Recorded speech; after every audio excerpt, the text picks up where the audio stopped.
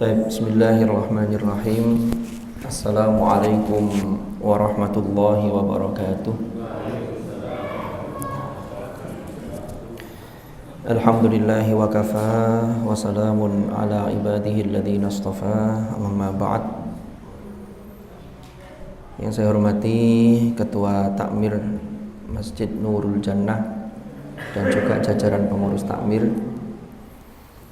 Yang saya hormati para jamaah Masjid Nurul Jannah Perumahan Istana Gajayana.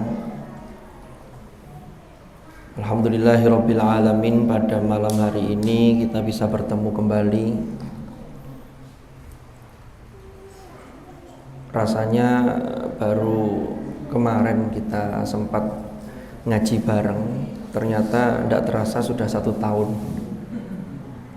Jadi kemarin episode 2020 dan hari ini kita memasuki episode perdana di tahun 2021. Mudah-mudahan apa yang kita laksanakan ini mendapatkan ridho dari Allah Subhanahu wa taala, dan apa yang kita lakukan ini akan bisa mengunduh atau mendownload rahmat Allah Subhanahu wa taala, sehingga kita dalam menjalani kehidupan kita semakin menjadi hamba-hambanya yang pandai mensyukuri atas anugerah nikmat yang telah diberikan oleh Allah kepada kita. Amin ya rabbal alamin. Para bapak, para ibu rahimakumullah, malam hari ini tema kita ini adalah muhasabah 2021. Artinya muhasabah ini yang sudah lewat, tetapi kita songsong untuk 2021 itu dengan bersyukur tiada henti. Saya kira siapapun orangnya, tidak ada di dunia ini yang tidak ingin bahagia. Apapun profesinya, tidak ada seorang pun yang tidak ingin bahagia. Pertanyaan besarnya adalah nopo sih bahagia itu? Apa sih bahagia itu? Ini kadang-kadang ada beberapa orang yang salah memahami kebahagiaan. Jadi ada yang menduga kalau bahagia itu adalah sebuah kesuksesan, kalau bahagia itu adalah sebuah popularitas. Padahal itu semua belum tentu membuat orang itu menjadi bahagia. Kita tahu negara Jepang itu luar biasa, etos kerjanya luar biasa, itu negara maju. Tetapi dari data statistik yang ada, itu setiap tahun tingkat bunuh dirinya cukup tinggi. Ini sudah kita ketahui bersama. Lalu apa sesungguhnya bahagia itu? Kadang ada orang itu yang menganggap bahagia itu berada di luar dirinya. Umpama dulu waktu masih belum, mohon maaf contoh ini ya, dulu waktu masih belum punya rumah, memimpikan kalau saya punya rumah kayaknya saya akan hidup bahagia. Dulu waktu belum punya mobil, memimpikan kalau saya nanti punya mobil saya akan bahagia. Kadang orang itu tidak bisa membedakan bahagia dengan senang, itu beda padahal. Tetapi ketika apa yang kita impikan itu sudah kita miliki, kadang-kadang kita itu lupa, sehingga seakan-akan itu merasa biasa. Kita tinggal di rumah yang sudah punya sendiri, betapa di luar sana masih banyak orang yang belum punya rumah. Itu kadang-kadang tidak terasa, sehingga lali dengan bahagia itu sudah biasa. Artinya biasa, menganggap biasa. Kenapa? Karena yang dilihat itu yang lebih atasnya lagi. Pada episode yang dulu kan kita sudah bahas itu, tafakhurum bainakum wa takatsurum fil amwali wal aulad. Ini kalau kita tidak hati-hati. Lah, termasuk mobil begitu, punya mobil ini masih pingin yang atasnya lagi, seakan-akan nanti kalau sudah punya bahagia, padahal belum tentu. Lah, bahagia itu apa? Maka kalau saya boleh menggambarkan, sesungguhnya bahagia itu adalah apa yang kita capai, yaitu sukses-sukses dunia yang itu kita syukuri, yang nanti mengantarkan kesuksesan kita di akhirat. Kalau orang hanya sukses di dunia saja, tapi akhiratnya naudzubillah gagal, ini tidak bahagia dunia akhirat. Kelihatannya dunia bahagia, tetapi nanti pada saatnya dia akan mengalami penyesalan, dan nanti ketika kembali kepada Allah pasti menyesal. Makanya di Al-Quran itu, di surah Ali Imran Allah berfirman, "Faman zuhziha 'anil nar wa udkhilal jannata faqad faz." Barang siapa yang diselamatkan, dibebaskan dari api neraka dan dimasukkan ke dalam surga, maka sungguh dia benar-benar beruntung. Faqad faz wa mal hayatud dunya illa mata'ul ghurur. Lah saat ini apa caranya? Sekarang bagaimana caranya agar kita ini hidup di dunia itu hasanah, sebagaimana doa kita, Rabbana atina fid dunya hasanah wa fil akhirati hasanah. Endingnya sama dengan tadi, waqina adzabannar. Itu puncak kebahagiaan, puncak kesuksesan yang luar biasa, masuk surganya Allah lalu bertemu dengan Allah Azza wa Jalla. Itu puncak kebahagiaan seorang mukmin. Jadi kalau masih sukses dunia, akhiratnya gagal, ini dia belum bahagia yang sesungguhnya. Kuncinya gimana? Ternyata kuncinya itu ada di bersyukur.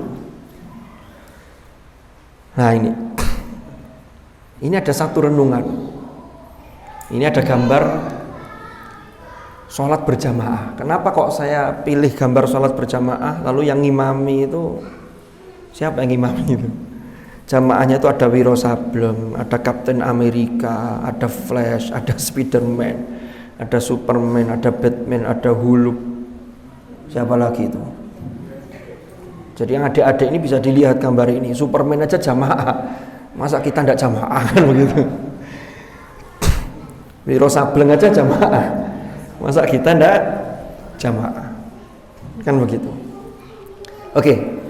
Untuk mensyukuri apa yang telah dianugerahkan oleh Allah, saya ingin mengajak, termasuk renungan untuk diri saya dan juga untuk jamaah semuanya. Saya ingin berangkat dari ayat di surah Al-Insan.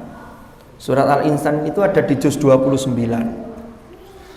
Dia punya nama surat Al-Insan atau Ad-Dahr, karena diambil dari ayat yang pertama ini, Al-Insan hal ata alal insan. Kalau disebut Ad-Dahr diambil dari kata-kata lanjutannya itu hinum minad dahr. Hal ata alal insani hinum minad dahri lam yakun syai'am madhkura. Inna khalaqnal insana min nutfatin amsyaj nabtalihi faja'alnahu sami'an basira. Inna hadainahu sabila imma syakira wa imma kafura. Terjemah maknanya adalah, bukankah pernah datang kepada manusia waktu dari masa, artinya satu fase di mana ketika itu ia merupakan sesuatu yang tidak dapat disebut atau yang belum disebut sama sekali. Saya Muhammad Hashim umpama contohnya, usia saya 17 tahun. Ini contoh ya. Mohon maaf kalau hanya fiktif belaka.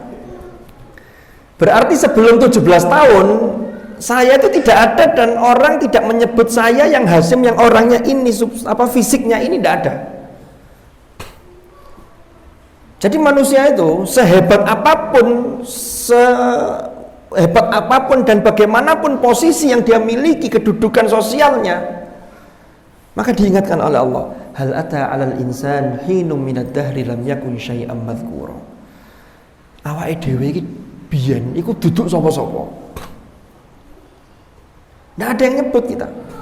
Kalau panjenengan yang usia 50, maka sebelum itu 60 tahun yang lalu, maka kita tidak ada. Lalu lanjutannya, inna khalaqnal insana min nutfatin amsyad. Diingatkan lagi, sesungguhnya kami Allah menciptakan manusia itu dari, mohon maaf, setetes air mani yang bercampur dengan, jadi sel spermatozoa yang bercampur dengan ovum, sel telur. Nutfah itu percampuran dari mimani yumna bercampur dengan sel telur, maka jadinya nutfah. Nutfah amsyad, percampuran itu kuat.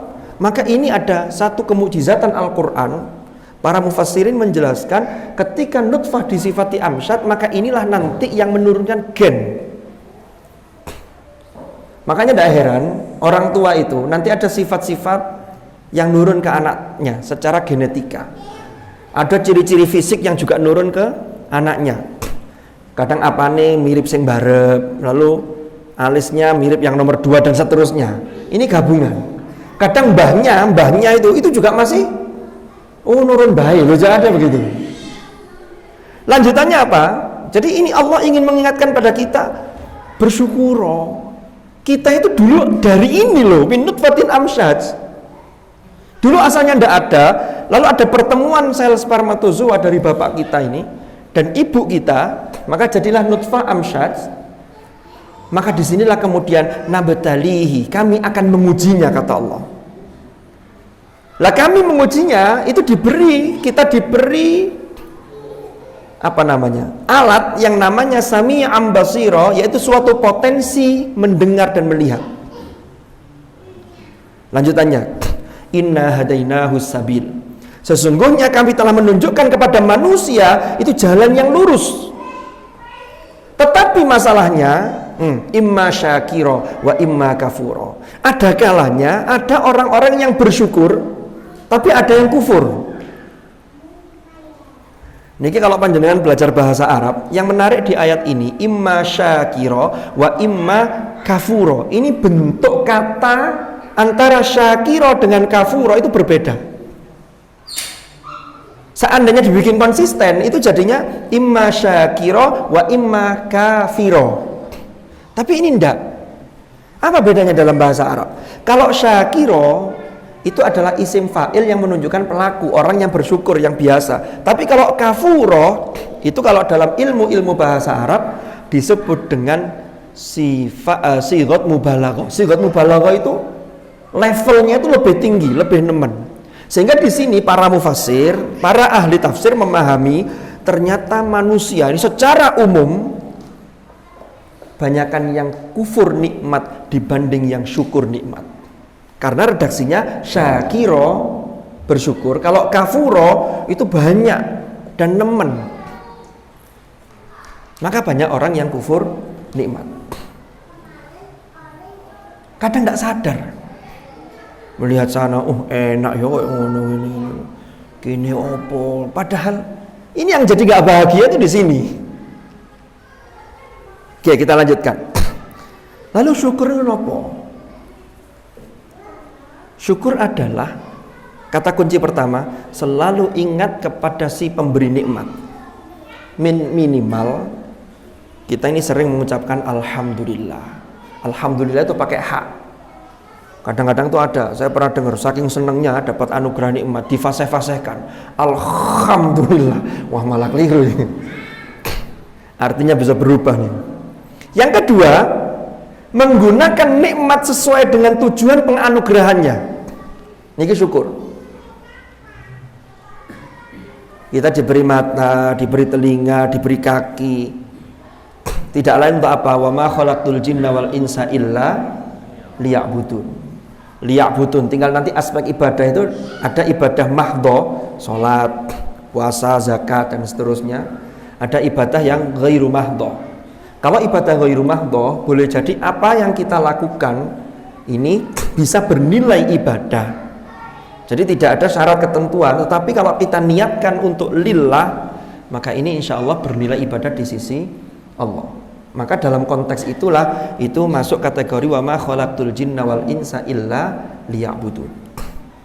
Yang ketiga, selalu meningkatkan pengabdian kepadanya.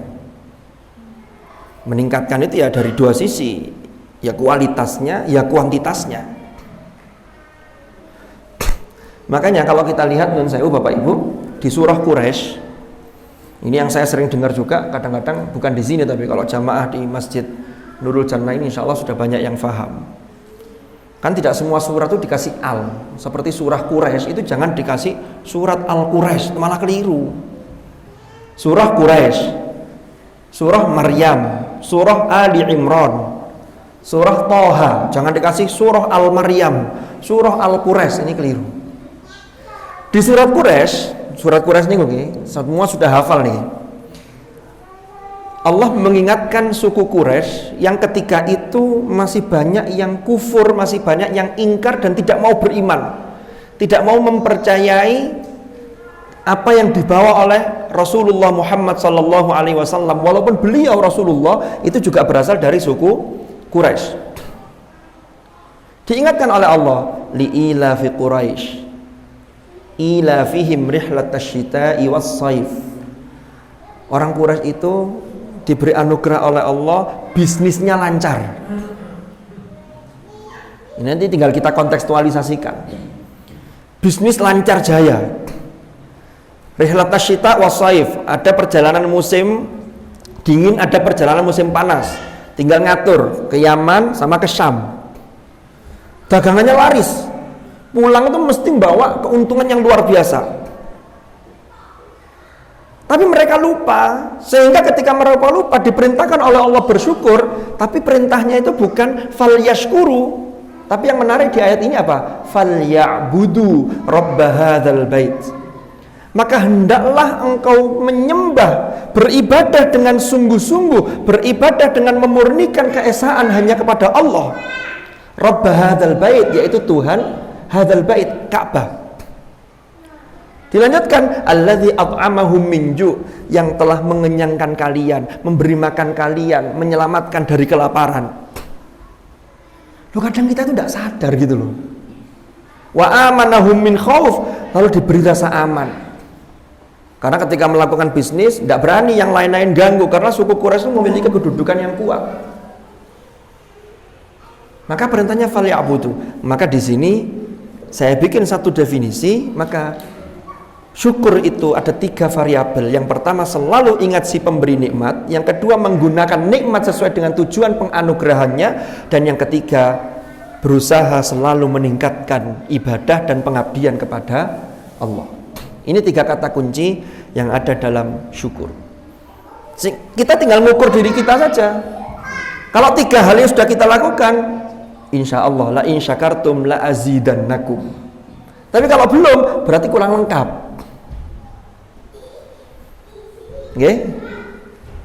Oke, kita lanjutkan. Ini yang membuat kita bahagia ya ini. Sehingga jadi orang itu tidak, mohon maaf, apa orang bilang itu, tidak tomak, tidak serakah, tapi punya sesuatu, ringan berbagi, menolong sesama dan seterusnya. Ini karena pancaran atau buah dari kesyukuran yang ada dalam diri seseorang. Kita lanjutkan. Surat Ibrahim ayat 34, wa atakum min kulli ma sa'altumu wa in ta'uddu ni'matallahi la tuhsuha innal insana ladzalumun kafar. Ini terjemahnya bisa dibaca. Dan dia telah memberikan kepadamu keperluanmu dan segala apa yang kamu mohonkan kepadanya. Dan jika kamu menghitung nikmat Allah, tidaklah dapat kamu menghinggakannya. Kita tidak mungkin bisa menghitungnya. Sesungguhnya manusia itu sangat zalim dan sangat mengingkari nikmat Allah, yaitu kufur nikmat.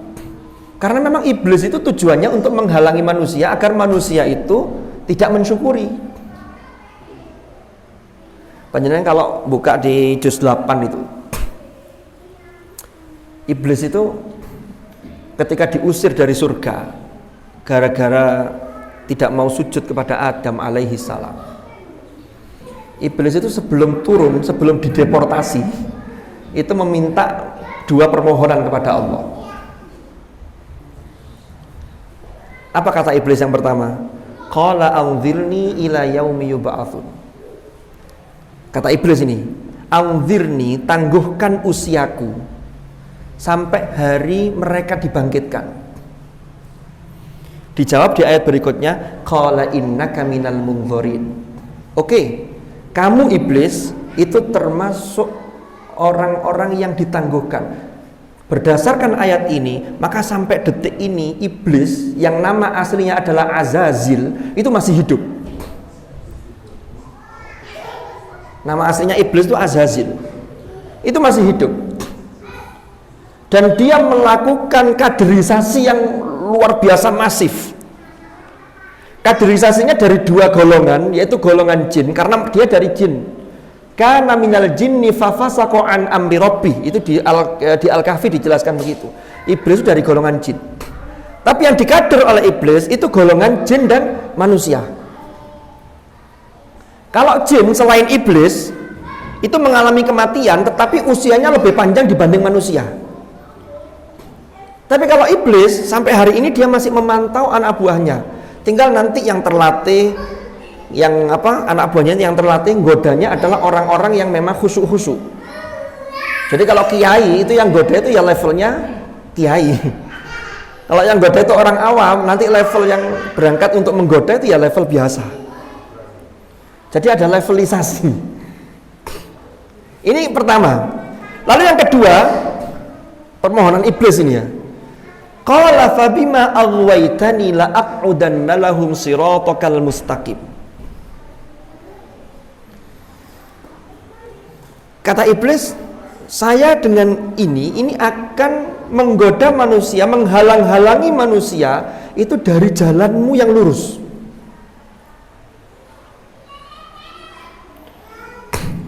Apa kata iblis lanjutannya? Tsumma la'atiyannahum min baini aydihim. Sungguh kata iblis, saya akan mendatangi mereka manusia itu, tsumma la'atiyannahum min baini aydihim wa min khalfihim, dari arah depan, wa min khalfihim, dari arah belakang, wa an aymanihim, dari arah sebelah kanan, wa an syama'ilihim, dan dari arah sebelah kiri. Dan tantangannya iblis, dia nantang ini. Kata iblis begini, wala tajidu aktsarahum syakirin, dan engkau ya Allah tidak akan mendapati mayoritas manusia itu adalah orang-orang yang pandai mensyukuri. Karena itu tujuannya begitu. Jadi dua hal ini. Maka dari sini ulama lalu kemudian, wah ini iblis ini mengatakan akan goda manusia itu dari 4 arah, 4 penjuru. Depan, belakang, kanan, kiri. Ada 2 arah yang tidak disebut oleh iblis. Apa itu? Arah atas dan arah bawah. Maka kata para ulama, kalau kita ingin selamat dari godaan setan, setan itu termasuk anak buahnya iblis. Setan juga dari golongan jin dan manusia. Minal jinnati wan nas, kan begitu. Dari Dari arah atas dan bawah itu menunjukkan kalau mau selamat dari godaan setan, itu kita harus membuat benteng atau sebuah perisai diri dari arah atas dan arah bawah. Apa arah atas? Arah atas yaitu kita mendekat kepada Allah. Karena Allah itu atas, ini simbol kebesaran Allah. Bawah, apa maksudnya bawah? Maka manusia itu tidak boleh merasa sombong, tapi manusia harus merasa kelemahan dan dia tahu diri. Sehingga disinilah dia pandai mensyukuri nikmat Allah dan insya Allah akan selamat, sehingga di sini dia akan mendapatkan kebahagiaan. Ini harapannya. Kita lanjutkan. Karena manusia itu tadi sudah disebutkan, ternyata banyak yang kufur nikmat daripada yang syukur nikmat. Termasuk di surat Saba Allah berfirman, wa qalilum min ibadiyasy syakur. Sedikit dari hamba-hambaku itu yang pandai bersyukur. Maka di surat Ar-Rahman Allah itu mengulang satu pertanyaan untuk golongan manusia dan golongan jin. Ini sudah banyak yang hafal. Nggak tahu hafal Ar-Rahmannya apa, fabi ayyi ala'i rabbikuma tukadziban. Kalau ayat ini sudah banyak yang hafal ini. Tapi kalau Ar-Rahmannya lengkap satu surat, mungkin beberapa sudah hafal. Fabi ayyi ala'i rabbikuma tukadziban, maka nikmat Tuhanmu yang manakah yang kamu dustakan? Ini pertanyaan kepada 2 golongan, yaitu jin dan manusia. Pertanyaan ini untuk menggugah kita akan mensyukuri nikmat Allah, dan ini diulang 31 kali. 31 kali. Dan ini indah pengulangannya. Makanya surat Ar-Rahman itu punya julukan Arusul Quran, yaitu pengantin Al-Quran. Kalau surat Yasin itu qalbul Quran, jantungnya Al-Quran. Kalau surat Ar-Rahman itu pengantin Al-Quran. Coba kita lihat. Uraian pertama berkaitan dengan tentang keajaiban ciptaan Allah yang terhampar di bumi dan di langit, serta penciptaan dan hari kebangkitan. Lalu kemudian diselingi dengan 8 kali fabi ayyi ala'i rabbikuma tukadziban. Saya sering menyampaikan di beberapa majelis, yang menarik di surat Ar-Rahman itu, Ar-Rahman itu kan Allah Maha Pengasih, yang Maha Pengasihnya Allah itu tanpa batas dan kepada siapapun, termasuk kepada orang-orang yang kufur, termasuk kepada orang-orang yang ingkar. Nanti tinggal kalau Ar-Rahim itu kepada orang-orang yang beriman. Kalau Ar-Rahman itu cakupannya luas. Maka yang pertama setelah Allah berfirman Ar-Rahman, lanjutannya apa? Allamal Qur'an khalaqal insana 'allamahul bayan. Pertama yang diingatkan manusia dulu. Pertama Quran dulu. Quran itu adalah sebuah anugerah yang luar biasa. Allah itu punya sifat Ar-Rahman, maka diturunkanlah Al-Quran agar manusia itu selamat dunia akhirat, bahagia dunia akhirat. Allamal Quran. Maka jangan sampai kita hidup sekali di dunia dan tidak bisa baca Quran, jangan sampai. Jangan karena gengsi, mohon maaf bapak-bapak, ibu-ibu. Karena gengsi lalu malu, aku kadung tuwek, wis anak kue, putu kue, mohon maaf. Ketika nanti menghadap kepada Allah Subhanahu wa taala, maka tidak bisa diwakilkan. Disuruh ngaji, mboten saged putu kula mawon maju, tidak bisa. Itu pertanggungjawaban kita masing-masing. Kalau malu untuk belajar bersama, datangkanlah guru untuk mengajari, untuk mengajarkan Al-Quran. Karena kewajiban kita terhadap Al-Quran itu banyak. Wah, nanti ini kalau dikupas satu materi sendiri, mulai dari membacanya, haqqa tilawati, ya, lalu kemudian dan seterusnya sampai mentadaburi isinya, lalu mengamalkannya. Ini termasuk kewajiban-kewajiban kita sebagai orang Muslim terhadap kitab suci kita. Ar-Rahman 'allamal Qur'an. Lanjutannya apa? Khalaqal insan. Allah yang menciptakan manusia. Tidak hanya manusia, kita ini diciptakan, tapi Allah menganugerahkan kepada kita khalaqal insana 'allamahul apa lanjutannya? 'Allamal Qur'an khalaqal insana 'allamahul bayan. 'Allamahul bayan itu apa? Allah mengajarkan kepada manusia al-bayan. Al-bayan itu adalah manusia itu bisa menjelaskan, bisa berbicara. Tapi berbicara itu tidak hanya ngomong, karena berbicara itu proses yang jelimet ketika diproses di dalam otak kita, dalam akal pikiran kita. Orang ngomongnya bisa gelambiar kalau di akal pikirannya ada terjadi konslet. Mohon maaf, orang yang stres, orang yang gila, itu tidak nyambung diajak ngomong. Maka di situ al-bayan ay an-nutqu itu tidak hanya ngomong, tetapi ini anugerah yang luar biasa. Maka fabi ayyi ala'i rabbikuma tukadziban. Tapi belum, masih dipaparkan lagi. Asy-syamsu wal qamaru bihusban dan seterusnya itu. Jadi luar biasa. Panjenengan kalau bahas masalah otak saja, bagaimana otak yang dianugerahkan oleh Allah kepada kita, lalu di situ berapa banyak neuron-neuron itu di sana, itu luar biasa itu. Maka disitulah kita ini lagi-lagi keajaiban ciptaan Allah yang terhampar di bumi, termasuk di dalam diri kita. Di surat Az-Zariyat Allah berfirman, wa fi anfusikum afala tubsirun. Di dalam diri kalian itu banyak pelajaran, banyak ayat-ayat kauniyah yang Allah menunjukkan kebesaran dan kekuasaannya. Afala tubsirun. Oke, kita lanjutkan. Uraian kedua berkaitan siksa neraka dan kengeriannya. Ini berarti ada konsekuensi kalau orang tidak mau mensyukuri anugerah nikmat Allah. Maka ada siksa neraka. Lalu diberi 7 kali fabi ayyi ala'i rabbikuma tukadziban. Lalu bagi orang yang mensyukuri, orang yang taat, orang yang beriman, pandai bersyukur, maka uraian ketiga tentang penghuni surga dan aneka kenikmatannya. Itu ada 8 kali fabi ayyi ala'i rabbikuma tukadziban. Lalu yang terakhir ada uraian yang keempat. Ini dibagi empat. Itu tentang 2 macam surga yang ini berbeda dengan 2 macam surga yang uraian sebelumnya. Ada 8 kali pertanyaan fabi ayyi ala'i rabbikuma tukadziban. Maka disinilah wa idz ta'adzana rabbukum la in syakartum la azidannakum wa la in kafartum inna adzabi lasyadid. Surah Ibrahim ayat 7.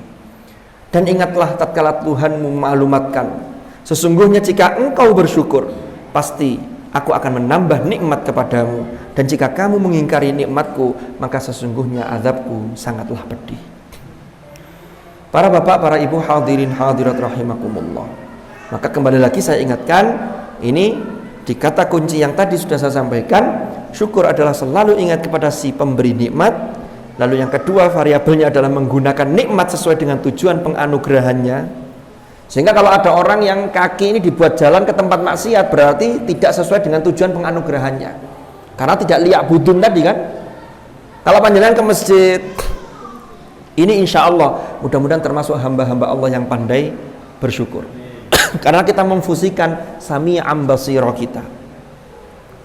Lalu yang terakhir variabelnya adalah selalu meningkatkan pengabdian kepada Allah. Ini kita koreksi diri kita masing-masing, muhasabah.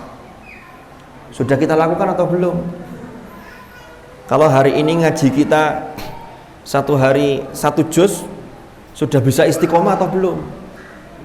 Kalau masih belum 1 juz, masih berapa halaman, sudah istiqomah atau belum? Jangan sampai ngaji Quran itu hanya Ramadan. Itu pun hanya 5 hari pertama. Kadang-kadang itu ada, mohon maaf, bukan di sini, kalau di perumahan sini tidak ada, di tempat lain. Kalau di sini tidak ya, tidak beneran, jangan tidak jauh beda, tidak beneran. Saya husnudzon saya di sini banyak yang sregep-sregep. Kadang itu ada, mohon maaf, KTP-nya ya Islam. Makanya sampai ada guyonan, kata saya lupa siapa yang pernah ceramah itu. Nanti jangan-jangan di surga itu di pojokan itu ada KTP numpuk. Kenapa? Karena KTP-nya masuk surga. Islam. Orangnya Islam hanya statusnya, sehingga yang wis mlebu swarga KTP-ne dhisik ae. Wonge kok dhisik dikon nang neraka sik naudzubillah. Salatnya, ngajinya, kadang itu ada yang mushaf Al-Qur'an itu ditaruh di pojokan di musola di rumahnya. Sampai buluken begitu, beletuk. Apa beletuk itu apa? Kotor, kena debu. Nanti dibersihkan tuh kalau mau Ramadan. Karena tarhib Ramadan, marhaban ya Ramadan, tarhib. Wah, ini mau Ramadan, itu bersihkan. Ngaji semangat. Habis terawih itu cepat-cepat pulang karena selak ngaji. Cari terawih yang paling cepat. Enggak tahu, kadang-kadang cara terawih yang paling cepat itu selak pulang itu selak lapo, enggak tahu. Mungkin selak ngaji. Begitu di rumah ngaji. Ini kadang-kadang ada yang hanya semangat 5 hari pertama. Mulai berkurang targetnya. Mulai berkurang. Sudah masuk hari ke-6 sampai akhir sudah lupa. Dibuka, dibatasi, ditekuk. Wis tak tutup tahun ngarep, ngono bareng. Mohon maaf. Kalau ada kata-kata wis tak tutup tahun ngarep, pertanyaan besarnya, siapa yang menjamin usia kita bisa mencapai tahun depan Ramadan? Di episode yang dulu sudah kita bahas. Makanya perintahnya di Al-Qur'an tuh sabiqu ila maghfiratim mir rabbikum. Di surat yang lain wasari'u ila maghfiratim mir rabbikum wa jannatin arduhas samawati wal ardh. Fastabiqul khairat. Nah, niki perintahnya. Nah, sekarang begini. Jangan dikira kalau Allah memudahkan rizki kita lancar. Jangan dikira itu sebuah ini juga ujian, jangan dikira ini mesti sesuatu yang mesti nikmat, mesti enak. Nanti dulu, itu adalah ujian. Apakah panjenengan syukur ataukah kufur? Jadi ujian Allah itu bisa berupa kenikmatan atau kelebihan. Kadang kita ini hanya menganggap ujian itu kekurangan. Diuji dengan bala, ya Allah, kekurangan ini ujian. Padahal kelebihan itu juga ujian. Di surat Al-Anbiya Allah berfirman, kullu nafsin dha'iqatul maut wa nabluukum bisyarri wal khairi fitnah wa ilaina turja'un. Kami menguji kalian dengan 2 hal. Bisa dengan keburukan, yaitu buruk dalam kacamata kita sebagai manusia, atau bisa jadi dengan kebaikan. Itu jadi ujian. Contohnya siapa? Nah, ini Nabi Sulaiman. Nabi Sulaiman itu, waduh, sudah luar biasa kekuasaannya, kekayaannya, kerajaannya. pasukannya yang tunduk kepada beliau, yang ditundukkan oleh Allah kepada beliau, itu tidak hanya golongan manusia, tetapi golongan jin dan makhluk-makhluk yang lain termasuk binatang. Bahkan angin itu bisa diatur oleh Nabi Sulaiman. Jadi kalau ada angin berhembus gini, di stop, putar balik, itu putar balik itu. Itu saking kuasanya Nabi Sulaiman. Tentunya ini anugerah Allah. Termasuk suatu ketika, ini sudah mau habis waktunya ya. Tidak apa-apa, lanjut ya. Saya ingin cerita terkait dengan ayat ini. Suatu ketika Nabi Sulaiman itu, singkat cerita ya, burung hudhud ketika Nabi Sulaiman melaksanakan inspeksi mendadak, sidak di pasukannya itu, kok burung hudhud tidak ada? Maliyala arol hudhud amkana minal ghaibin. Ternyata hudhud ini datang. Hudhud itu sudah diancam oleh Nabi Sulaiman. Kamu nanti kan saya beri sanksi, atau kamu bisa berargumen kenapa kok sampai tidak hadir ketika saya melakukan sidak, inspeksi mendadak ini. Ternyata hudhud ini membawa informasi ada satu kaum di negeri Sabak itu yang dipimpin oleh seorang ratu yang luar biasa, dan ratu itu menyembah matahari bersama rakyatnya. Akhirnya disuratilah ratu itu, dititipkan di burung hudhud. Surat Nabi Sulaiman itu singkat, innahu min Sulaiman wa innahu bismillahirrahmanirrahim alla ta'lu alayya wa'tuni muslimin. Jadi surat itu dimulai dengan bismillahirrahmanirrahim, alla ta'lu alayya, janganlah kalian ini merasa sombong, merasa hebat atasku. Wa'tuni muslimin, datanglah kepadaku dalam keadaan berserah diri. Nah, setelah Ratu Bilqis, Ratu Saba ini menerima surat itu, rapat dengan para pembesarnya. Akhirnya mengirim utusan untuk membawa barang-barang yang berupa hadiah, tujuannya untuk mensuap Nabi Sulaiman. Nabi Sulaiman disuap dengan bawa barang-barang. Bagi Nabi Sulaiman, barang-barang yang dibawa itu tidak ada harganya apa-apa, karena kekayaannya Sulaiman itu melebihi jauh dari itu. Akhirnya disuruh pulang. Setelah disuruh pulang, mereka rapat. Wah, ini pilihannya. Ini apa yang muncul? Pilihannya, kalau kita tidak menyerahkan diri ke sana, ini Sulaiman dan bala tentaranya akan menghancurkan negeri kita. Akhirnya mereka, ya sudahlah, kita tunduk saja, kita pasrah, kita menyerahkan diri kepada Sulaiman. Nah, ketika berangkat ke sana, dalam perjalanan Nabi Sulaiman dapat informasi bahwa ini Bilqis dan pasukannya sudah dalam perjalanan. Maka Nabi Sulaiman berkata kepada para prajuritnya, qala ya ayyuhal mala'u ayyukum ya'tini bi arsyiha qabla ayyatuni muslimin. Siapa di antara para pembesar-pembesar ini yang bisa memindahkan singgasana Ratu Saba ini di depanku sebelum mereka datang dalam keadaan pasrah atau berserah diri? Maka golongan jin, ini jin yang hebat. Apa kata jin? Jin namanya Ifrit. Qala ifritum minal jin. Kata jin Ifrit, ana atika bihi qabla an taquma min maqamik. Saya bisa mendatangkan kerajaan ini, bangunan kerajaannya Ratu Saba ini, di hadapan engkau ya Sulaiman, sebelum engkau berdiri dari singgasana engkau. Diriwayatkan Nabi Sulaiman itu biasanya kalau duduk di singgasananya itu mulai pagi sampai waktu zuhur, sampai siang. Sehingga ketika Ifrit mengatakan saya bisa memindahkan sebelum engkau berdiri dari singgasanamu, itu berarti butuh waktu setengah hari. Ternyata Nabi Sulaiman pengen yang lebih cepat. Maka kemudian ada yang lain yang kemudian di ayat ini, qala alladzi 'indahu 'ilmun minal kitab ana atika bihi qabla an yartadda ilaika tarfuk. Berkatalah seseorang yang dia memiliki kemampuan, memiliki ilmu dari Alkitab, kitab yang diturunkan oleh Allah. Ana atika bihi, dia mengatakan saya bisa mendatangkan singgasana Ratu Saba itu ke hadapan engkau ya Sulaiman sebelum mata panjenengan berkedip. Jadi kedip ini melek wis ana nek ngarepe singgasananya itu. Ternyata betul. Falamma ra'ahu mustaqirran indah. Ketika singgasan itu betul-betul jeleger itu apa ya? Wujud di hadapan Nabi Sulaiman, Maka Sulaiman disitulah mengatakan, hadza min fadli rabbi. Ini adalah anugerah Tuhanku. Untuk mengujiku, apakah aku ini termasuk orang yang pandai mensyukuri nikmat Allah, ataukah aku adalah orang yang kufur nikmat. Lanjutannya, wa man syakara fa innama yashkuru li nafsi. Barang siapa yang bersyukur, maka sesungguhnya ia bersyukur untuk yang kembali kepada dirinya sendiri. Jadi bersyukur pada Allah akan kembali pada diri kita. Wa man kafara, dan barang siapa yang kufur, fa inna rabbi ghaniyyun karim. Sesungguhnya Tuhanku itu maha kaya, tidak butuh apapun, dan maha mulia.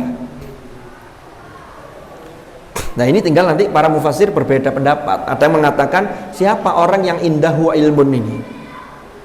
Ada yang mengatakan itu salah satu menteri di zaman Nabi Sulaiman yang namanya Balya bin Barkhaya. Ada yang mengatakan itu Nabiullah Khidir. Tapi ada yang mengatakan itu Nabi Sulaiman sendiri.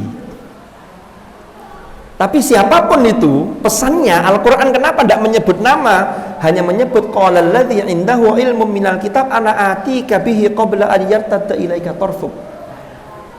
Maka yang paling cepat, yang mampu mengambil peluang adalah orang yang memiliki kapasitas keilmuan yang memadai. Ini yang harus kita catat. Jadi dalam bidang apapun sudah. Jadi kalau panjenengan bersaing, maka yang paling memungkinkan siapa? Ya yang paling punya kapasitas keilmuan dalam bidang itu. Ini yang paling cepat, bisa melakukannya, paling berpeluang. Oke, kita lanjutkan. Wah, sudah bunyi ini, sudah diingatkan. Sedikit lagi. Lah, sebaliknya ada nabi yang diuji dengan kekurangan dan kesempitan. Kalau ada orang yang diuji dengan kekurangan dan kesempitan, pilihannya dua. Dia mampu bersabar atau dia justru malah melakukan maksiat. Maksiat itu kedurhakaan kepada Allah. Wes mesisan malah durhaka itu kalau begitu. Dicontohkan Nabi Ayub. Nabi Ayub itu diuji dengan kekurangan, dengan sakit yang luar biasa, tapi beliau sabar. Nah, di surat Shad ayat 41. Wadhkur abdana Ayyub idnada rabbahu anni massaniya syaitanu binusbi wa adzab. Kita tahu Nabi Ayub diuji luar biasa, keluarganya meninggalkannya, termasuk istrinya, lalu kemudian beliau kena penyakit yang tidak tahu obatnya ketika itu, hartanya habis.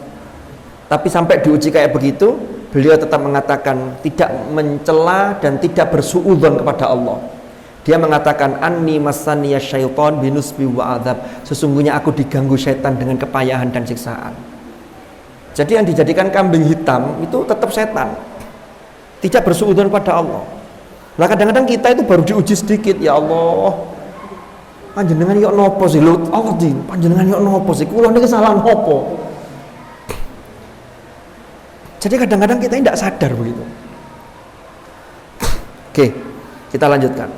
Ternyata dua orang ini di dalam Al-Quran di surat Shad ayat 30, Nabi Sulaiman itu dipuji dengan pujian yang disebut ni'mal abd innahu awwab. Dia adalah sebaik-baik hamba, sesungguhnya dia amat taat kepada Tuhannya. Nabi Ayub dipuji dengan pujian yang sama, surat Shad ayat 44. Di sana dikatakan inna wajadnahu sabira ni'mal abd innahu awwab. Sehingga untuk menjadi sebaik-baik hamba di hadapan Allah itu pilihannya dua. Kalau diuji dengan kenikmatan, diuji dengan anugerah, diuji dengan fasilitas yang luar biasa, syukur.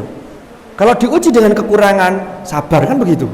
Maka sabar dan syukur itu ibarat dua sisi mata uang. Karena bagi Allah sangat mudah untuk mengambil apa yang dititipkan kepada kita.